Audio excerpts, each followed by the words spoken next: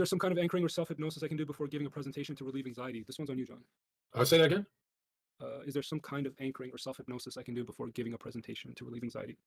I would say I always say this about going on dates. For some reason, I've always went on hikes and gotten exhausted, and then I would be a lot more indifferent on the date and not filled with this electricity of trying to impress her. And then I'd use a little caffeine, wake me, get an active mind, right? A little coffee and stuff. But when I'm like, if you go for a run and then give a presentation, running is like the oxidative pathway. I'm not saying anything anaerobic. I'm saying like just a jog.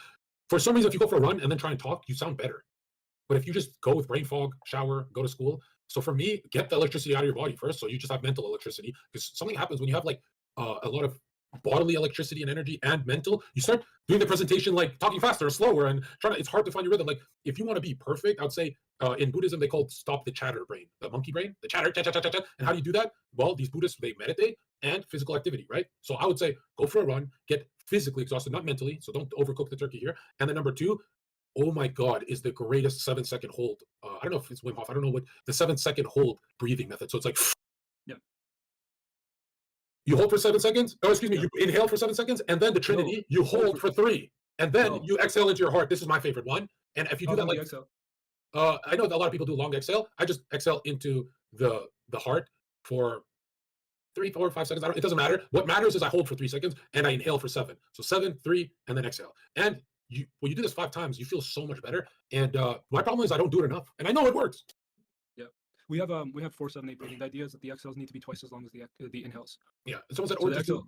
exhale has to be. But this is something. Hold on. Someone said, or just do cocaine, just one line, but don't abuse it. Like, let me tell you this. Let's say you are going to use a stimulant and cheat and do it the wrong way, right? The dangerous way. It's still better to go for a run before you do that line. If you do that line and do your presentation, you're going to be overly anxious. If you're physically exhausted and then you do a line of blue, then you'll have mental activity without. I'm just saying, for nerves, physically exhausted, it cannot be lifting, because that mentally exhausts you too. Cannot be anaerobic. It's just going to be oxidative, just breathing. Huff, huff, huff. Physically exhausted, then, or physically fatigued, not mentally, and then the breathing exercise. These are like, this is like 80% of the battle for me, right? Then 20% of it is focusing on, do I want to be a millionaire? Or do I want to be a choke artist? I don't want to be a choke artist. And who chokes? Like, does Donald Trump giving a presentation choke? No, Joe Biden chokes. So go ahead. I was going to say, it would depend on the type of anxiety you're experiencing. There's 4 types of ways to manifest depression, anxiety, trauma, all these things: behavioral, emotional, physical, and cognitive.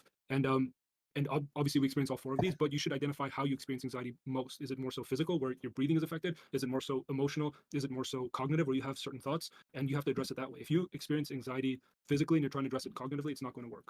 Yeah, physical for physical, cognitive for cognitive. What is biting nails? Oral fixation. Yeah, but it would be physical. It'd be physical. Yeah, no, it'd be behavioral. It'd be behavioral. Okay. Right, so you have to do something. Well, you just gave us the category of physical. Yeah, so physical is what you experience in your body. Behavioral is something that you're acting out. Yeah, so I'll say this: if you have an important phone call, dude, there's just the esoteric answer.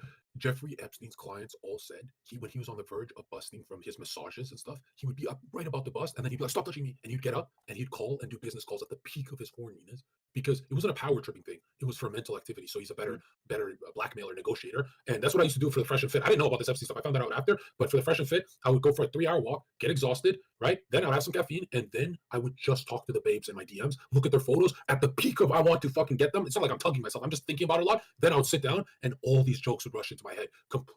Complete creative energy, right? So that's the esoteric answer. I don't know how much you like that, but how much more romantic is a man, or funny when he wants to bang someone? Did we make that the last question? Uh,